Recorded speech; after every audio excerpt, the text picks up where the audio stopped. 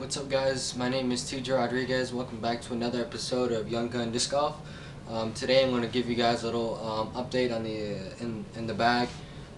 So as I most of the time do, I want to start off with putters. Lately I've just been putting with Mech Pro AVRs. They're really stiff, no bead, feels great in the hand. Go where I want them to most of the time and just hit dead center chains. More with these putters than any other putter, so that's why I use these. It's one is a back-to-back stamp, and then one's a 1050 rated Paul McBeth bottom stamp. So that's what I'm putting with. I can't wait to putt with the 3 times now that he's won his third.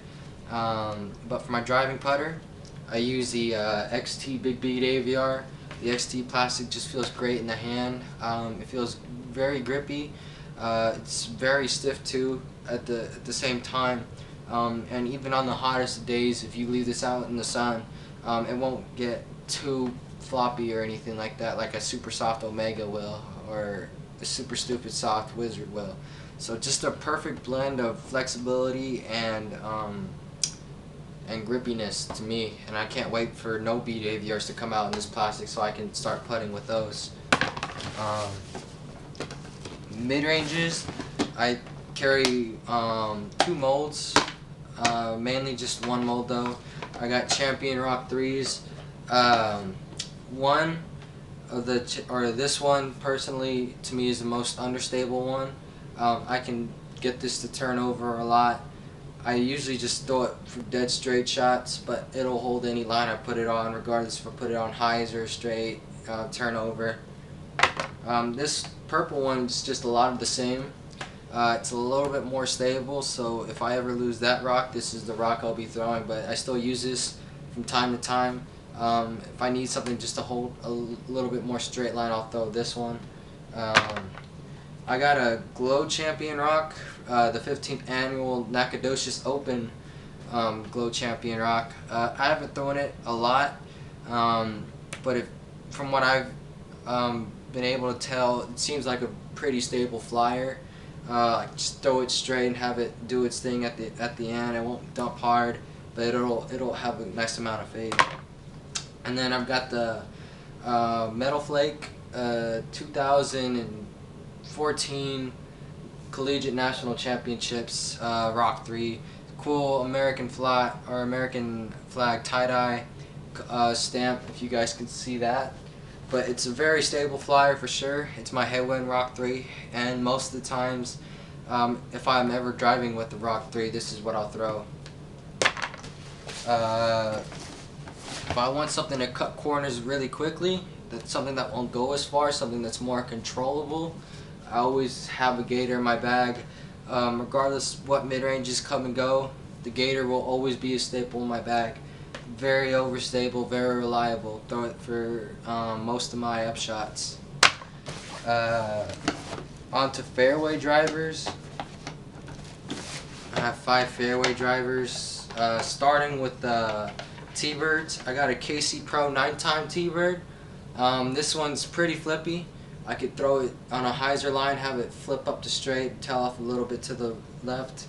I could throw it straight and have it tail off to the left, and it's good for sky turnovers, cut rollers.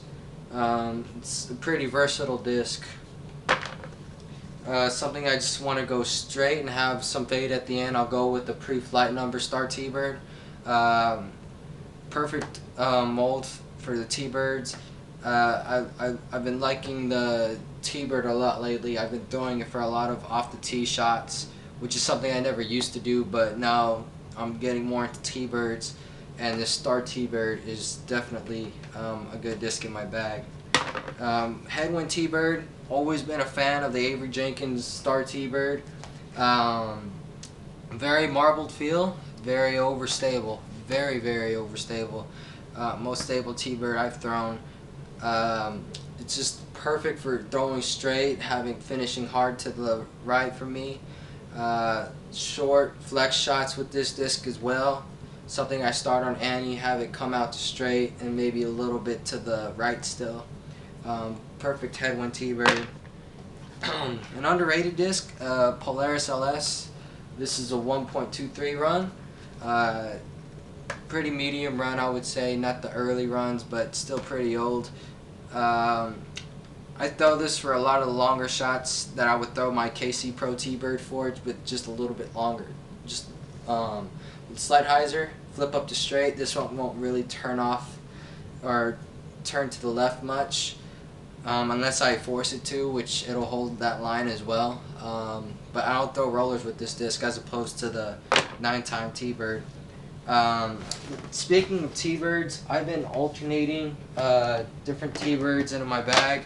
I've got 3 first-run T-Bird 3s that I've been experimenting with, and it's a good flying disc for sure. I feel I'm a little bit more, I have a little bit more control with the average T-Bird, but definitely check out a T-Bird 3 if you were a big T-Bird fan. I'm going to try out the Thunderbirds when they come out, so I can't wait for that. But back to the in the bag part, Firebird, just for thumbers, sidearm shots, very flat top Firebird, very overstable. I won't throw it much for backhand at all. It's very rare that I do. It's mainly more for up shots if I ever do need to throw a Firebird on a backhand, because it'll skip to where I want it to go. And then distance drivers, I carry one mold, and that's the Destroyer. I got a Blizzard Destroyer for slight turnovers that will come back to straight. Also pretty much just dead straight longer range shots for me.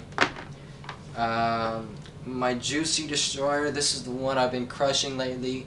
About 350 or so I think is what I'm averaging around this Destroyer.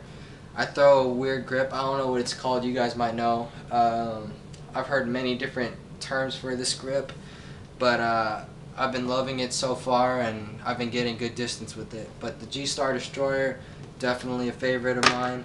If I ever lose that one, I got one in the bag that's just a little bit less stable, in my opinion, but it's great for skip shots. So if I never need something to hyzer off and then skip to the right for me, I'll definitely throw this Destroyer. If there's anything else I've been alternating in the bag, not really. I've been experimenting with Vertix Escapes. I'm an alt-Innova guy. I will never stray off from the company I was born and raised with, pretty much. So never stray off from Innova for me. It's my personal opinion. But that's what's in my bag, guys. Thanks for watching. And there are a couple videos I promised that are still in the works right now, but if they never do come out, I apologize. I'm not really one to sticking with my word on these videos, and again, I apologize. But you know, just subscribe if you ever see more videos. I can't promise anything, but now that I have a lot more free time on my hands, I might be able to get into the field and film some reviews for you guys. So just keep watching for those, and hopefully they'll come out. So thanks again for watching, guys, and I'll see you guys later. Peace.